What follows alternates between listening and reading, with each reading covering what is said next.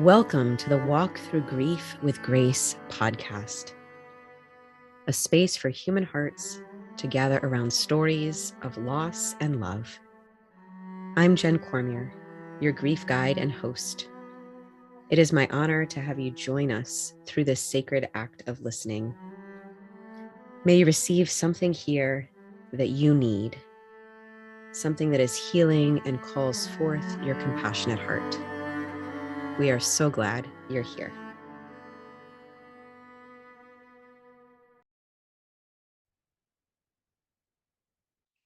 So today I'm really excited to bring to you a really special roundtable of three women who I've known for some time.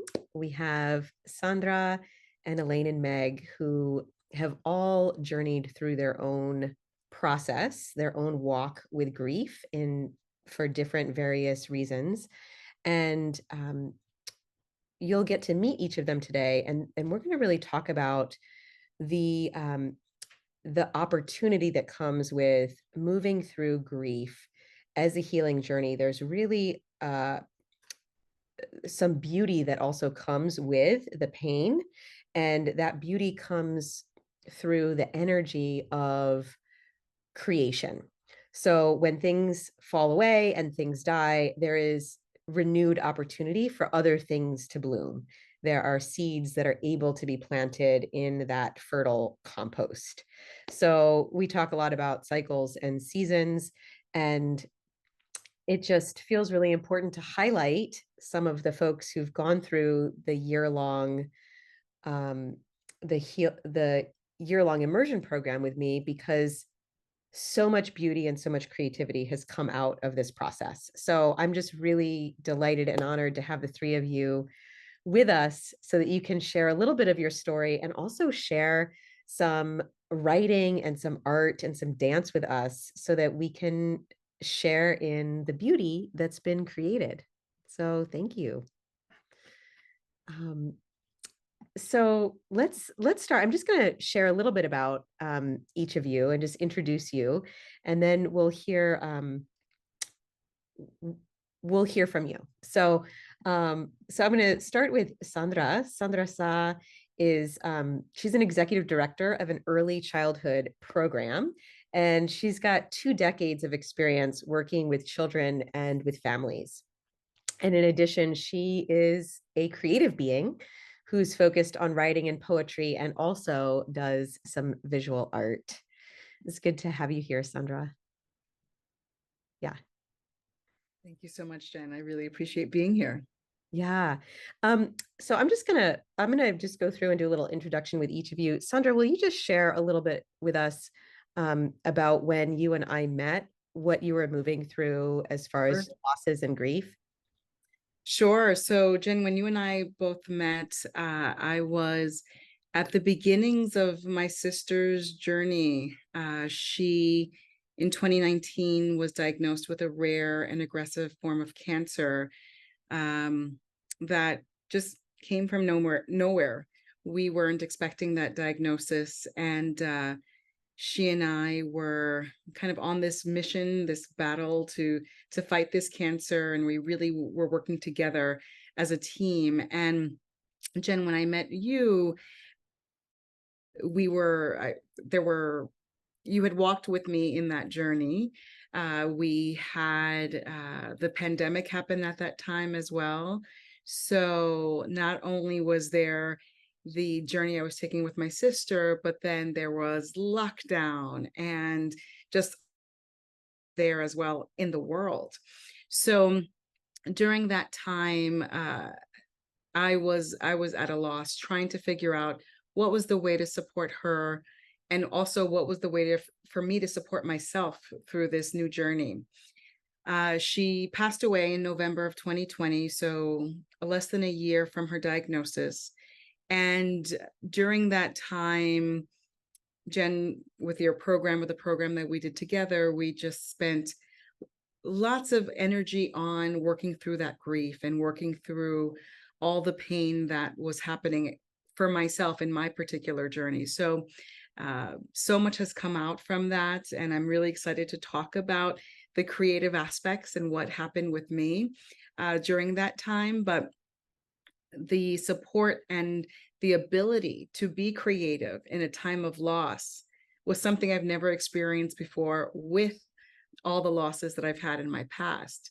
So I just have to say that we met at a really ideal, perfect time during that loss, and it helped me to also process other losses in my life as well. So that's just a brief description of where I was when I started this journey.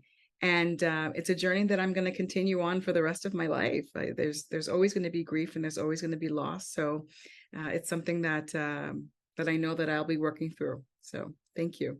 Mm, thank you so much for sharing that. We're so glad that that you could be with us.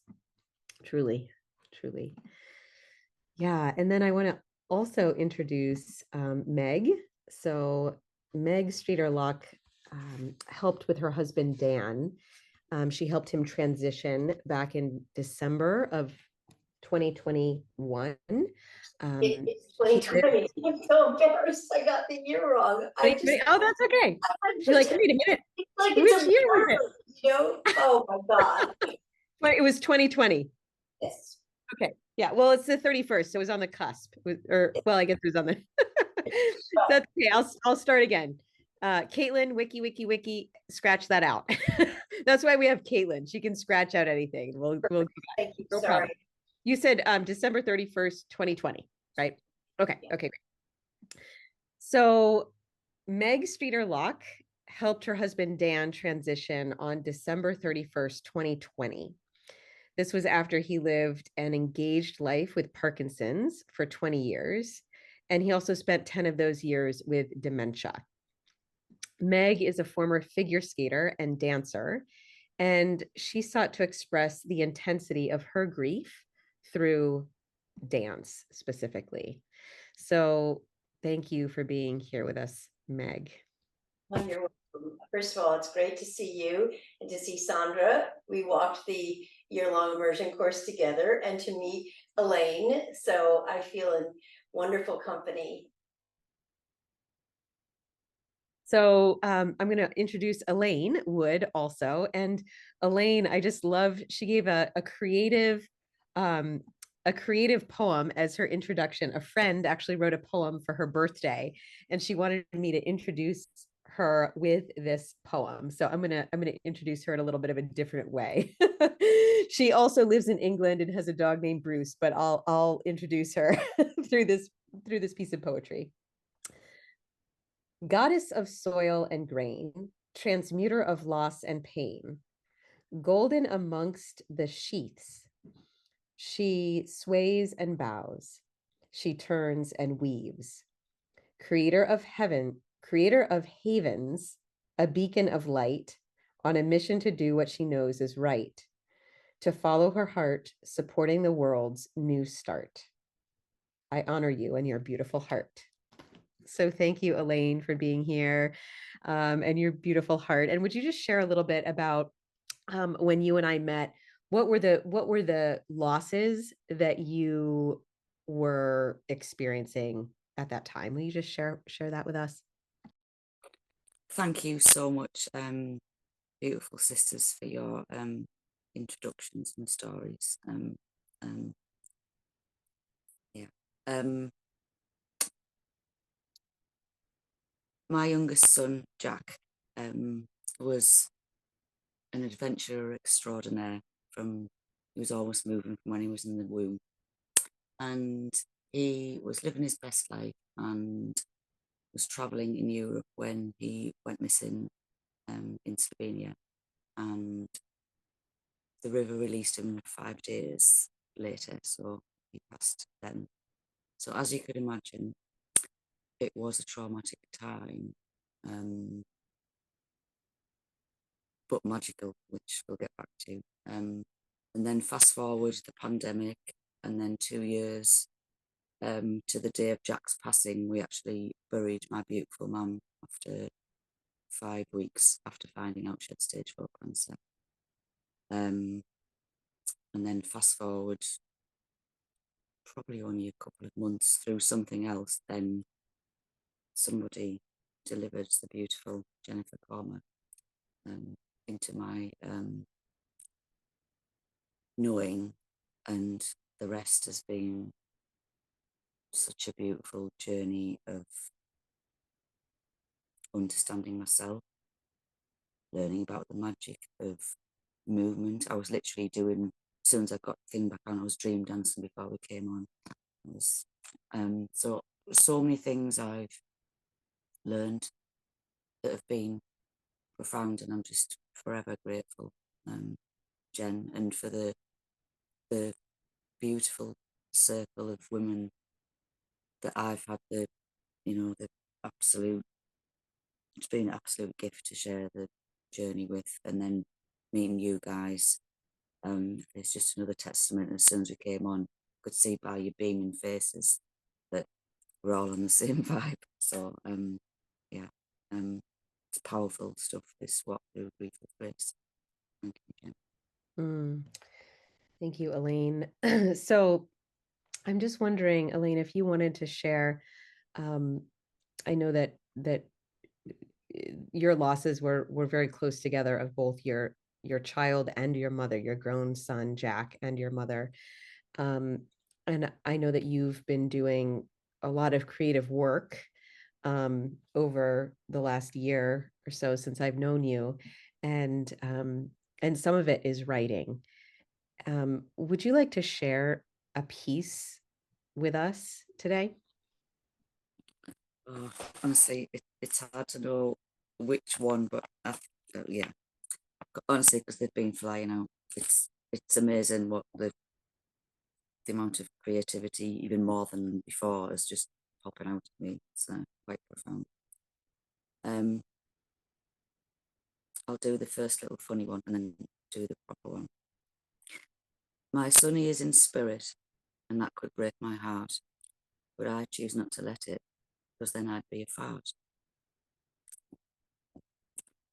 The real version is, my sonny is in spirit, and that could break my heart, but I choose not to let it, because then I'd break apart. Instead, I choose to build a life of abundance and oodles of fun, spreading love and light and happiness to bathe under the most beautiful sun. I invite you all to follow this path, bringing joy to every day, with magic and memories to make. Thank you, Elaine. Can I just have you read that one more time? Because there was just a little static that maybe Caitlin can take out, or maybe not.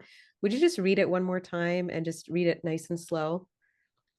Yeah, I think I was a bit panicky there, wasn't I? Yeah, no, it's good, but just to redo it one time, that'd be great. My sonny is in spirit, and that could break my heart, but I choose not to let it, because then I'd break apart. Instead, I choose to build a life of abundance, and I'll start again. Please don't be like 42. What happened to the fart line? You took it out. Well, you want me to do that bit as well? Yeah, do that bit. Yeah, you do that bit. My sonny, Okay, sorry, Elaine. So when you talk, there's just with the phone, it starts. mouth. Yeah, there's just like a little static when you start talking. So I just Okay. want it to be a clean. Yeah, try that. Right. My son, he is in spirit, and that could break my heart, but I choose not to let it, because then I'd be a fart. The real version is, because then I'd break apart. Instead, I choose to build a life of abundance and oodles of fun, spreading love and light and happiness to bathe under the most beautiful sun. I invite you all to follow this path, bringing joy to every day, with magic and memories to make, bringing flowers in every day. Thank you, Elaine. I've forgotten the last line, Yeah. And when did you write that, Elaine? Oh, that was quite early on in the journey, really. Because I'm looking at another one that I wrote on the 6th of June. which Jack's birthday is the 10th of June, and he passed on the 30th of May, and he came back to us on the 4th of June. And then the only flight back for me to get back to the UK was actually on his birthday, which to date was definitely the hardest day of my life. So I did write another one, which was on the 6th. So I'm guessing it was possibly on his birthday. You want to read that one for us?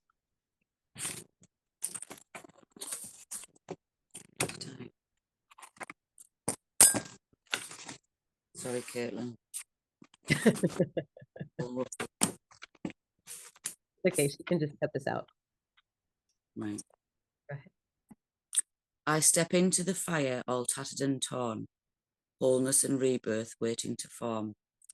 With a flutter of wings dusting off all the ashes, the phoenix is born minus rose-tinted glasses. Magnificent, transcendent, spectacular in form, leading from the harsh, the totally new norm. I preen my feathers eager for flight, into what or where, no care. I know the universe is taking me there. I shall soar with great purpose, spreading purest love and cheer. Step into the slipstream, let go of your fear.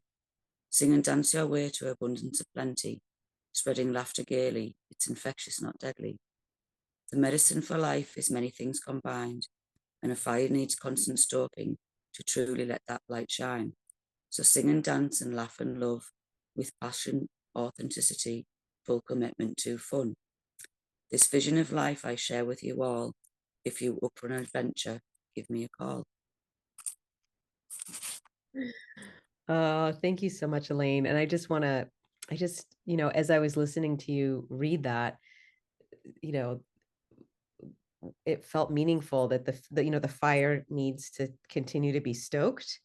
That line really hit me. And then I was just seeing and also Sandra, just like the social media posts of stoking the fire of joy, and I just see there's like so much color in all of your lives now, and so much joy and so much adventure. So just kudos to really diligently, on a daily basis, really stoking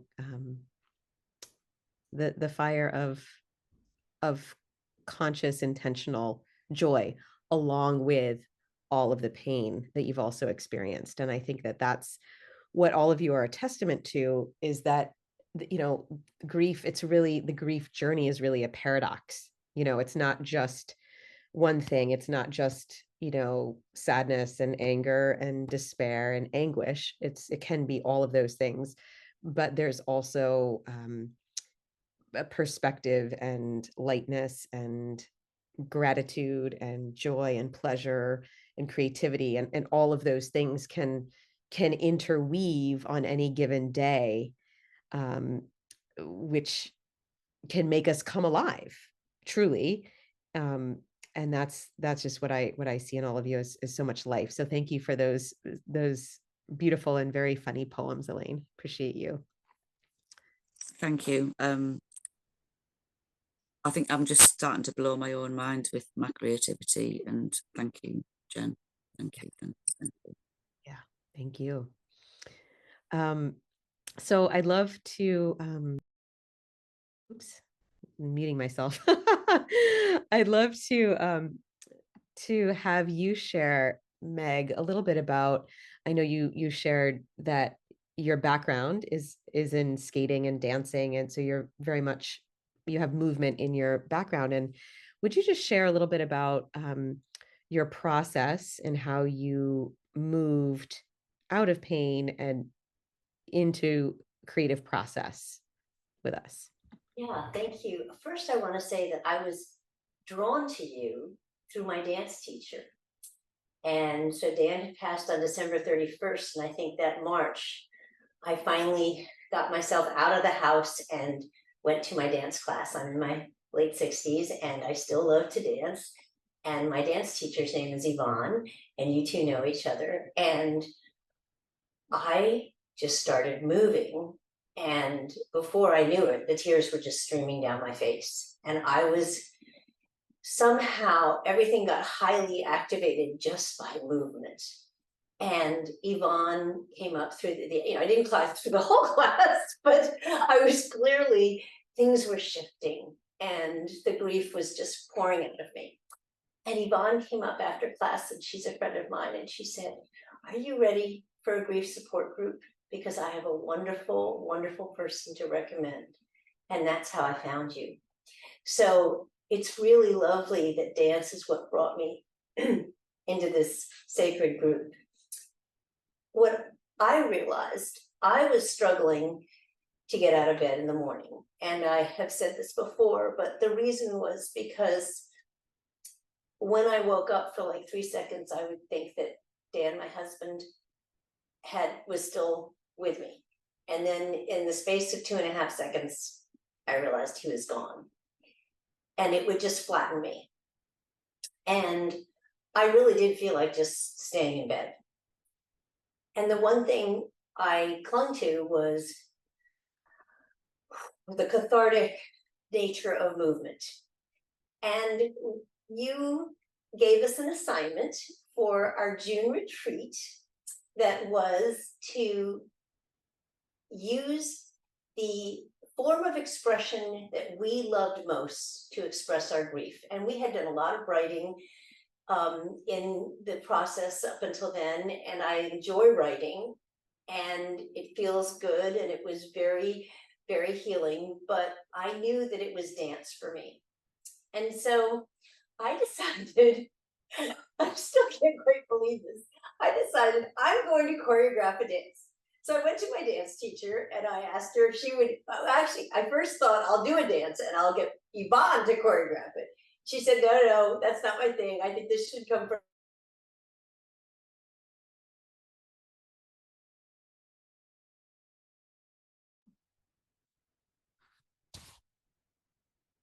Oh, Meg, you froze.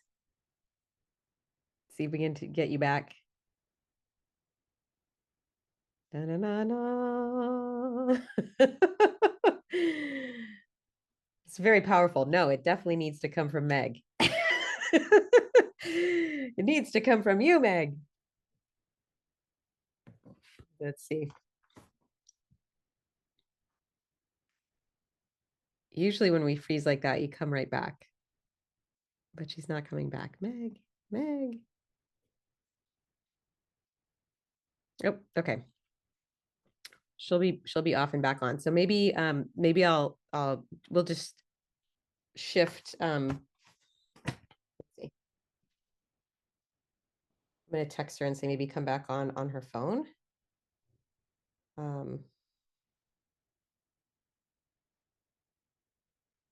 Hey Meg, exclamation mark. Maybe try coming on via your phone, question mark. The sound might be better as well. All right. So we'll assume that Meg will find her way back on, but I'll just shift gears to you, Sandra. Is that okay? While we kind of wait for her to come back? Okay. Sure. Okay, great. So so Sandra, I know that you and I know each other through Ilana Bell, who is a fellow artist, and she leads a creative fire circle. So her jam is poetry and sound healing and stoking the creative fire within us. So you and I were both writing there. So I knew you as a writer, and then also visual things started coming in color. Would you just share a little bit about your creative process that moved along with your grief process? Yeah. So all my life, I've always been a creative. I've always enjoyed anything that needed a little color, anything that required some out of the box thinking or putting something together. And it was always stifled. It was never allowed to shine. And of course, my career was important, my obligations were important, but I never prioritized my art or my writing.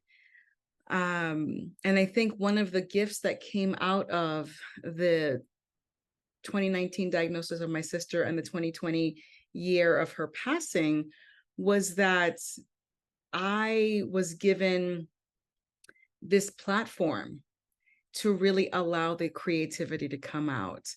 There were so many emotions that were going through that needed processing, and I didn't have the means to do it on my own. And it was this creative fire that just was blooming in me that needed an outlet. So I used my creativity to really converse with energy. So my own energy as I was grieving, energy of the circumstance and situation, and then the energy of helping my sister transition, and then of course of her passing.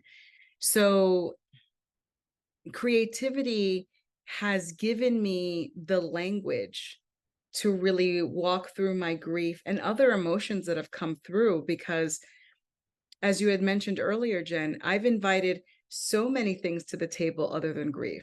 So I have invited my joy and welcomed my joy in. I've invited my loneliness and my love all to the table with grief, because all of them hold hands and they commune, and they all make up just the tapestry of my emotions and my feelings. So my at first it was rocky, because I wanted it to be perfect and I wanted it to look a certain way and I wanted it to be polished. And now I do not judge it, nor does it judge me. So the things that I am feeling that need to come out will come out. And I hope to share that with others, and to also just recognize the value of all that it has given me during a very challenging time. And also as I continue my relationship with my sister. So even in her passing, I'm still communicating with her through some of the poetry, through some of the creative art, and all the different things that I'm working through now. So my process was, it was almost as if there was enough is enough. This is what you need to do, and this is how you're going to move through this really tough time in my life. And since that opening has occurred, I feel like I've blossomed. I feel like I can continue to share this gift with others, because the other thing that I've also learned is, yes, it has been for me, but it's been also for those that are around me. So others can see that through my grief, or through the grief that I've experienced, that there is beauty that's come out of it. So this as well is just my journey right now, and really utilizing creativity and all aspects of it. So visual arts, writing, some dancing and some singing and all of that, but all the ways that I can just express myself to move that energy, to commune with that energy, and to be with that energy. Thank you. I think that you really struck a chord with so many of the folks listening. I'm sensing around the judgment piece and wanting things to be perfect. I asked a whole cohort of folks I was working with at one point if you would consider yourself a perfectionist, and it was like 100% of these people moving through grief was like, yes, definitely a recovering perfectionist. So what I'm hearing is that you've really blossomed, and you moved out of being super judgmental of your creative work and yourself, really, both. For sure. And I also, the nuance of my piece not judging me, because I think there were certain things that I just couldn't get. I didn't feel was worthy enough to be on the paper, or something that shouldn't be shared, or things like that. And now it's a two-way street. So now I'm not feeling the pressure of something being perfect, because it was expressed exactly the way it needed to be, even though it's not neatly formed in a particular box. So that for me has been such a huge lesson that I've learned throughout this journey. Mm. So beautiful. Do you have a piece of your work that you'd like to share with us? Yes, I do. So as I shared earlier, I really was on this journey with my sister. We were linking arms and we were going to fight cancer together. We were going to really do everything that we could to really help her. And one day she texted me and said, Sandy, this is it. I just got this passage. Someone sent me this passage from, I guess it was the Bible, or it was a spiritual passage. And the title was Peace Be Still. And she was so inspired by this particular reading. She even said, I want to get a tattoo of it on my wrist. I'm going to really use this as my guiding force through this journey. And I was so inspired by that. I was so inspired that she wanted to do that. So that Peace Be Still title just kept staying with me. And one day I just woke up and decided to make an affirmation for her healing entitled Peace Be Still. So I'll read this and then share a little more after. Peace be still, affirmation for healing. Take a moment, slow your breath, listen to your heart. The blood of your predecessors pump through your body, giving purpose to your life's journey. Be the testament to the healing that is encapsulated within you. Head raised high, let the fear subside. Know that the herd of elephants behind you are protecting you through each slow, steady pace you take. Watching you emit the light of power and resilience, release in the knowledge that you are held, you are cradled by your guardians. Hand over heart, eyes closed, breathe deeply. Move forward with full intention each day, each hour, each minute, knowing that you are anchored by celestial love and support. Pause. Take a breath. Be still. Peace is within you. So, yeah, that was my affirmation to her, and we read it together, and I read it to myself now when I need that extra reassurance, when life is tough and I feel beaten down and I can't move forward. And I didn't realize the gift I was giving her was giving it back to myself. So this is a piece that I will treasure and just continue to read and keep close to my heart, and also help to strengthen myself. And I hope, others who are listening to it now can also find some of that as well. Thank you. What a beautiful affirmation piece, for your sister, but then also for your connection, and then for you now. And now for us. So thank you for sharing. I know that was sometimes we want to keep pieces, especially just like infants when they're first born.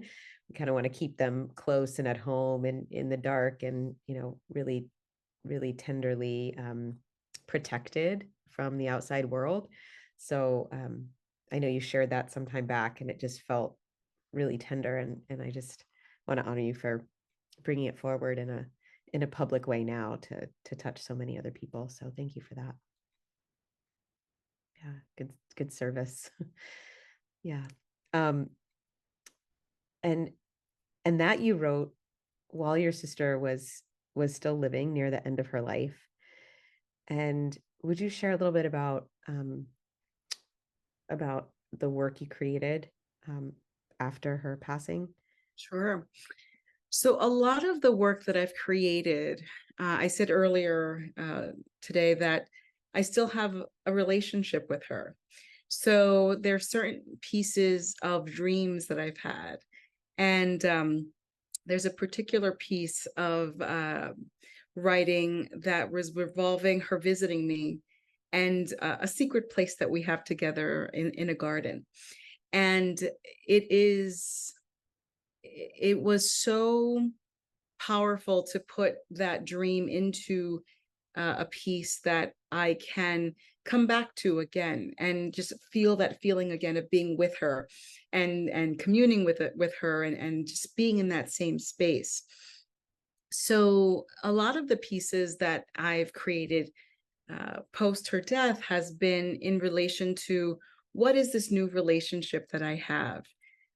She may not physically be here, but there is absolutely a relationship that's had. There is absolutely communications that she shares with me. And sometimes I just need to clear the space so I can receive. And that's what creativity has done for me. I've just cleared the space, I receive, and then I memorialize it in a piece of writing or a poem or something visual. And it's my little honor to her and the relationship now that's just changed forms. That's not over. It's just in a different realm at this time. So a lot of my pieces are surrounding her feel that way. Hmm. And is there anything else that you want to share, Sandra? Is there another piece that wants to come forward? I do have the poem that I wrote about the dream where we were together. And I wrote this probably a few months ago. And it just lightens my heart and it makes me feel good. So I'm going to share it. And it's called The Hideaway. Saw you in the garden tonight. Curls, shiny, tight and coiled. Peonies and roses bow to us as the gravel crunches under our feet, approaching the empty bench. I eagerly await to hear anything you want to say as I am lost in the softness of your smile. Hugged by your warmth and charmed by your laugh, I don't care what we do as long as we're together. So good to see you, fresh and healthy, just like a stately sunflower, tan skin, golden glow. We gaze into each other's eyes, soaking in the moment. Sisters, missing each other with all the years that have passed. I silently ask for this place to be our secret meeting spot. No one knows of this place but you and I. Time without limitations as minutes become years in this magical space. Tiny orbs of light exchange between us. Now that we have found this wonderland, we sigh, we embrace, knowing we have this safe place. We linger one last time before departing. We can now be free within our worlds, knowing that we have this sanctuary. I approach the gate, leaving my sister bathed in sunlight. I sneak one more glimpse at her, closing the heavy gate with a smile, knowing that there will be a next time when I close my eyes and lull myself back to this colorful garden whenever I miss her.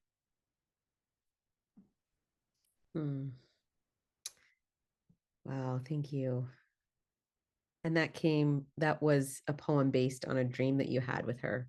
Yes, Beautiful. and it's very, you talked about color, that I'm a person who really enjoys that. And it just, there's something visual that is going to come from this, I feel. I don't know what it is yet, but it just, when I read it, I just feel like she's with me. So I feel just so warm. And thank you for allowing me to share that with everyone. Thank you so much for sharing both of those poems and a little bit of your story with us. And I can feel your sister with us, and I could picture this magical world with the orbs of light. So thank you for that. Thank you.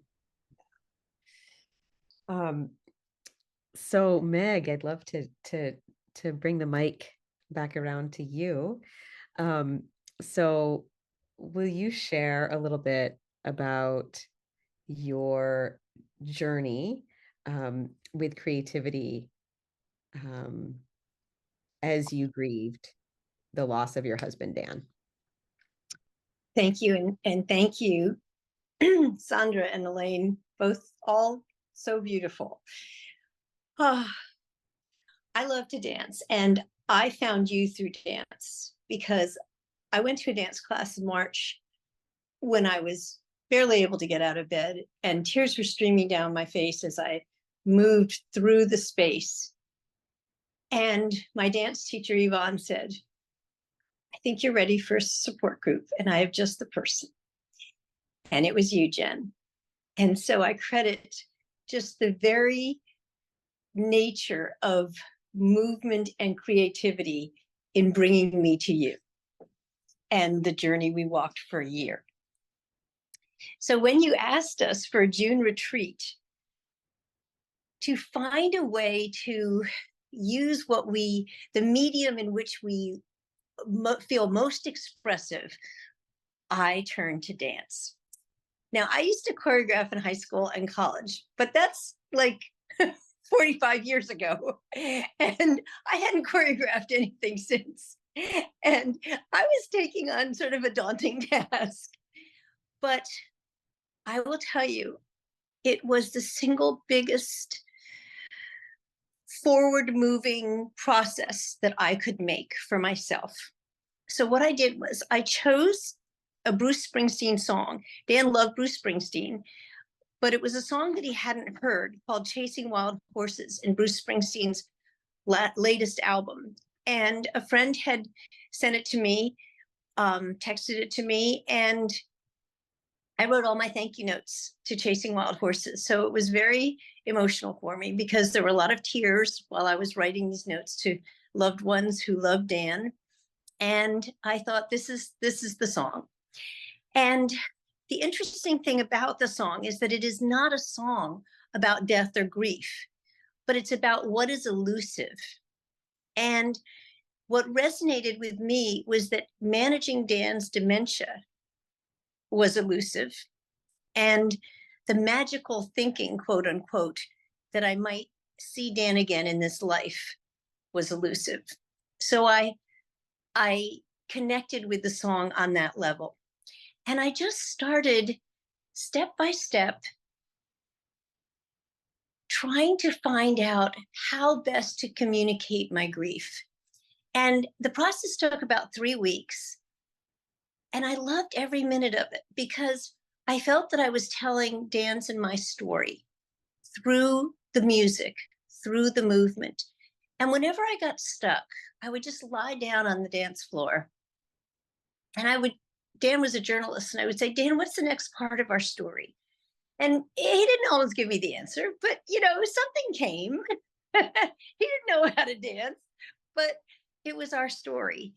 And the story that evolved is that the first part is about the anguish of our journey commingled with love that we experienced in our final years when the dementia made everything so difficult. And it also reflected the weight that I carried as a caregiver that had been profound because it was for many, many years. And then these strings come in and it gets very lush and beautiful. And that reflected my relief and joy when I turned to the divine and asked for help, when I realized that everything was bigger than what I could manage on my own.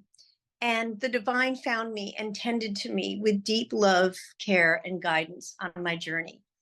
And that joy was of such great magnitude because it enabled me to feel like I could walk the walk.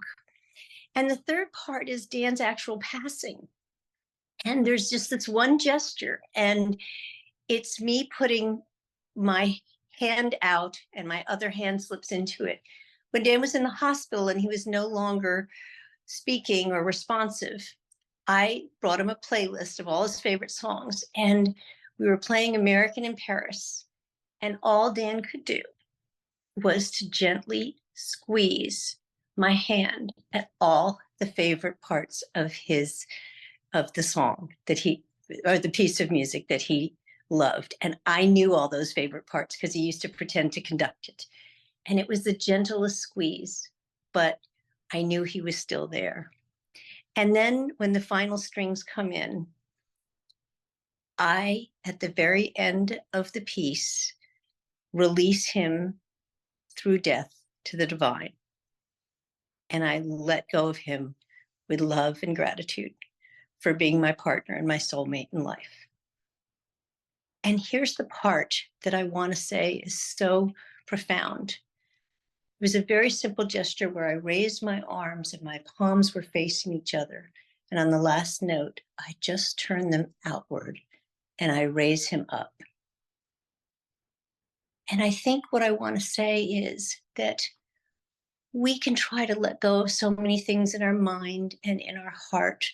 But when you do it through the movement of the body and every cell is joined together to release, I felt the release on a physical level. And in that moment, I knew Dan was no longer mine, but was being released to another state of being with joy, and that he was free. And from that moment on, I felt that I could move forward with my life because I knew he was happy and cared for, and that it no longer had to do with me holding on so tightly. And for that, I'm so grateful for the expressive nature of dance. When you do anything creatively, you go deep within. And when you show it to others, and I did do a video, you are exposing your deepest feelings.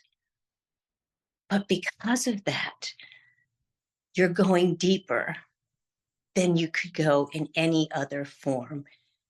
And that is what allowed me to move forward.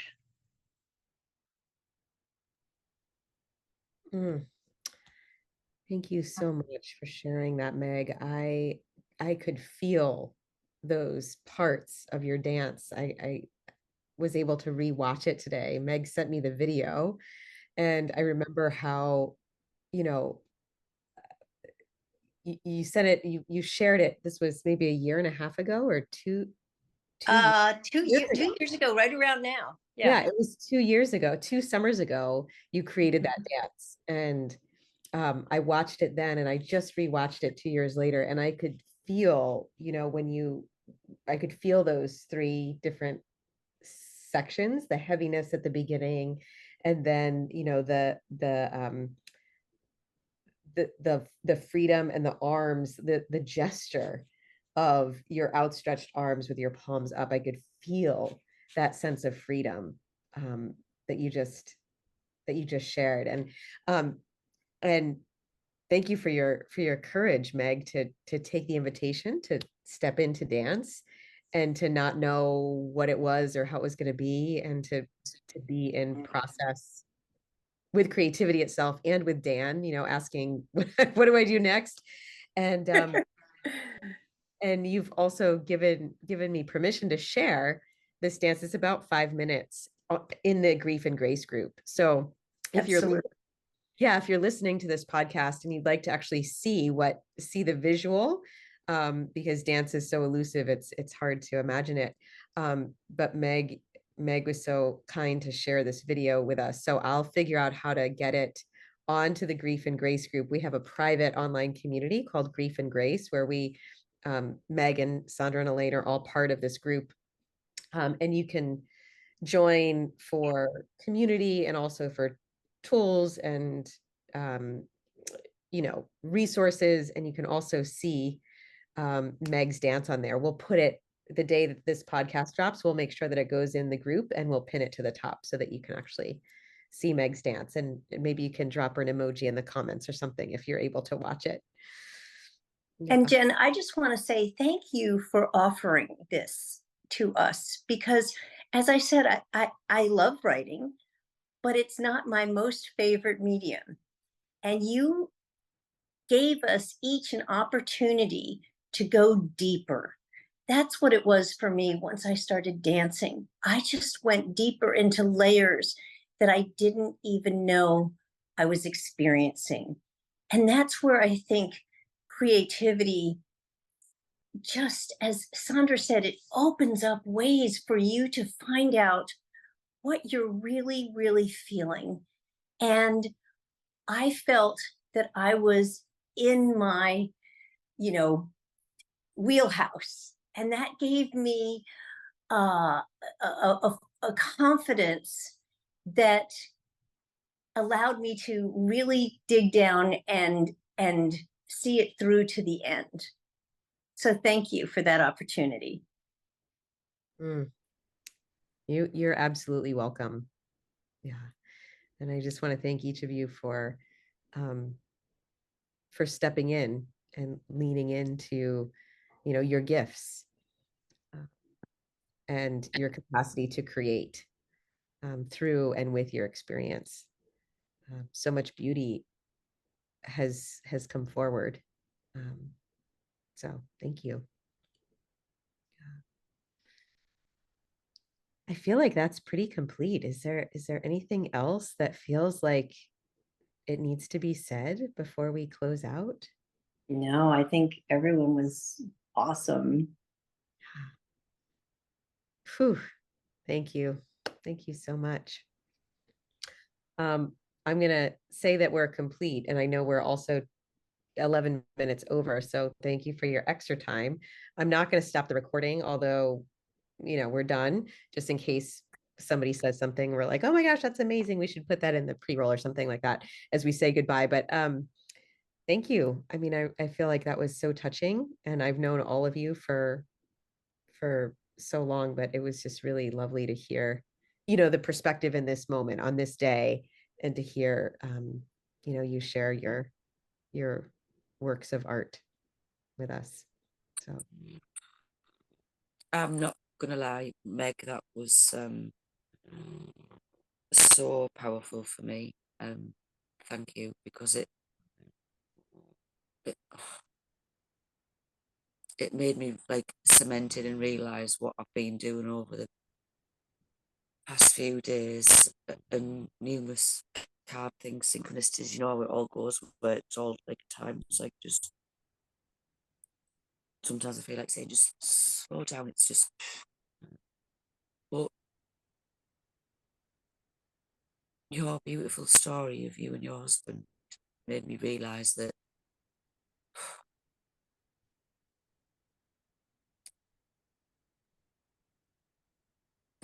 today within my own dance, that I was letting go of my own soulmate, which was my son, ready to step into the next phase.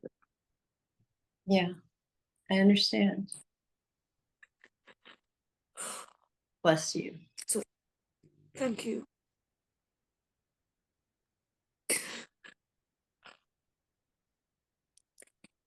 I'm feeling your heart, Elaine. Yeah.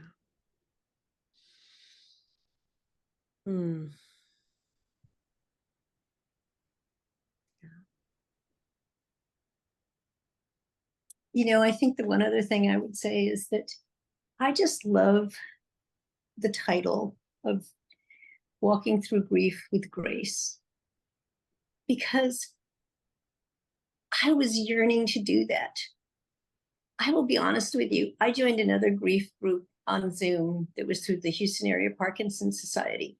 And all anyone did was bemoan what happened to them and the loss of their loved one.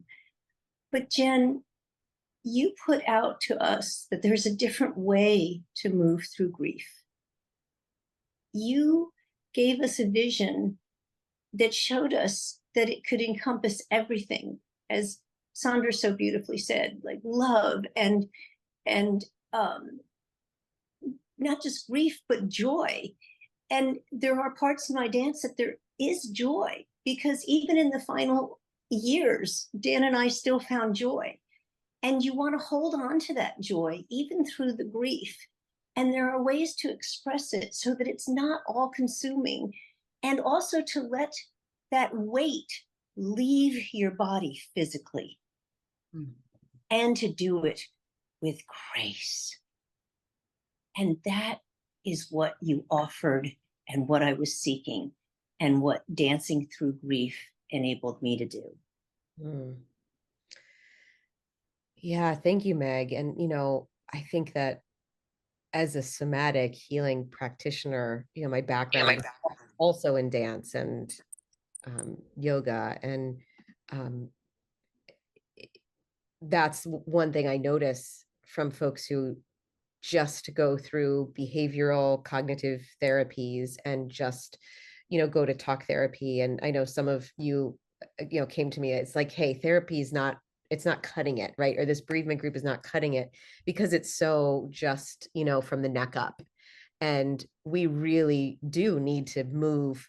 Our emotions do get in our connective tissue, or it's like we have this web through our body, and we do need to move to release all the stagnant, stuck emotions. um, and sometimes it's not so graceful, sometimes it's super messy, and sometimes it can feel really ugly. And then, but on the trajectory, when we keep moving, then it gets more and more light and more graceful. And that's what I saw in your process, Meg, from being so heavy and not being able to get out of bed to feeling so light, like looking at, I can barely get out of bed when I met you, to creating that dance, choreographing a 5-minute dance that was filled with all of this freedom by the end. It's just such a beautiful transformation to witness. So thank you for that insight. Yeah. Gosh, is that anything else? Is there anything else, or do we feel complete?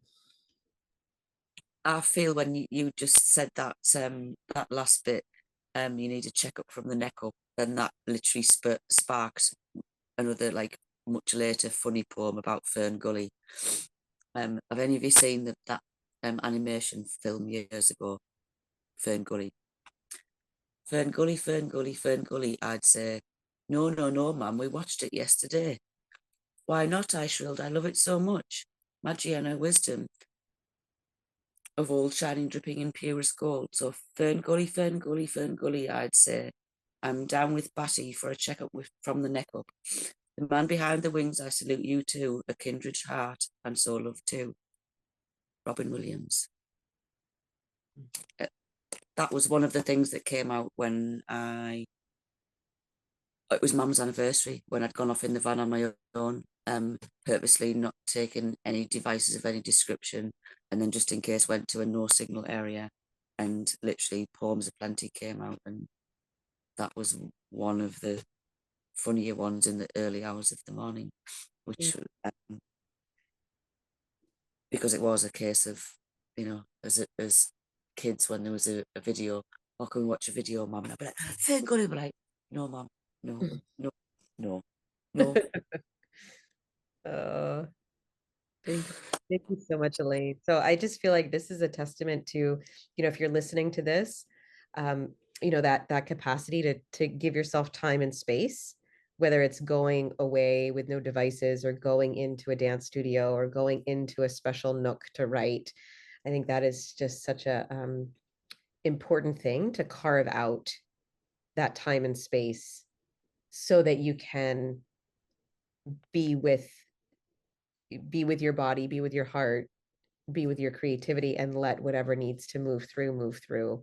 So really giving ourselves the gift of space and time to create is really essential in the process.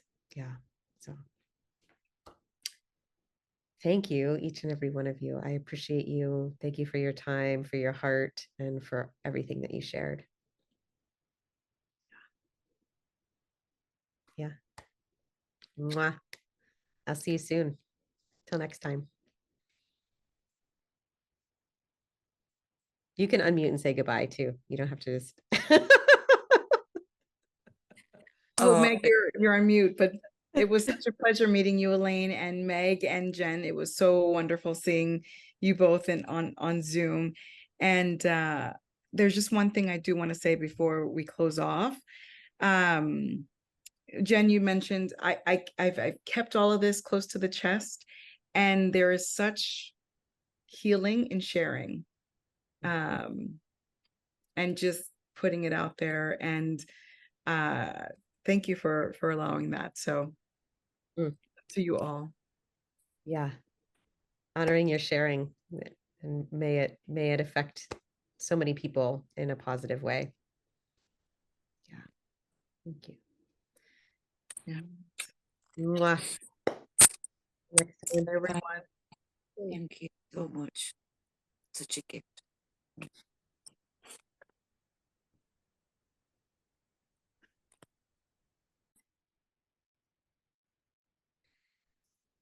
Today, we're going to hear from 3 creative beings who have traveled a journey with grief. One with a husband who suffered from Parkinson's and dementia, another who lost her sister after a journey with cancer, and then a third whose son died unexpectedly. No. I don't know, Caitlin. Let's just let it be as is. Hold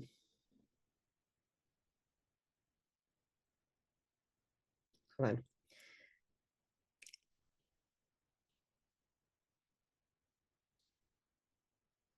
So if you're listening to this podcast and you'd like to meet others like Meg and Sandra and Elaine, you're welcome to join our private Grief and Grace community on Facebook. It is a place where like-hearted people gather who have all been through various losses so that you can receive support and community and free resources and tools to move through your grief process in a way that feels healing so that you can arrive at a place of peace and lightness and experience all of the different emotions like joy and gratitude and get out of the harder, denser, stucker places. So we welcome you to join the Grief and Grace Facebook community, and we will be posting the poems that you have heard today, as well as Meg's dance, so that you can check them out there and interact with all of us. We'll see you in the Grief and Grace Facebook group. Bye for now.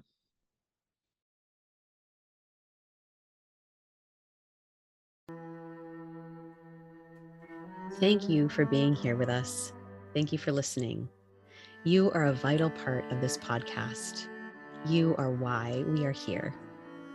Let us close today by placing a hand on our hearts and a hand on our bellies, feeling our breath move through our bodies. May we feel connected. May we be at peace. May we be love. As we breathe, let us acknowledge that in this moment we are, in fact, alive, and this is a miraculous gift. Let's bow our heads gently to our hearts. Thank you for listening. Thank you for showing up. Thank you for doing something healing and kind in this moment right now. We give great thanks. We give great thanks. We give great thanks. And it is done until next time. May you walk gently out in the world and be gentle and loving with yourself. Much love from my heart to yours, and bye for now.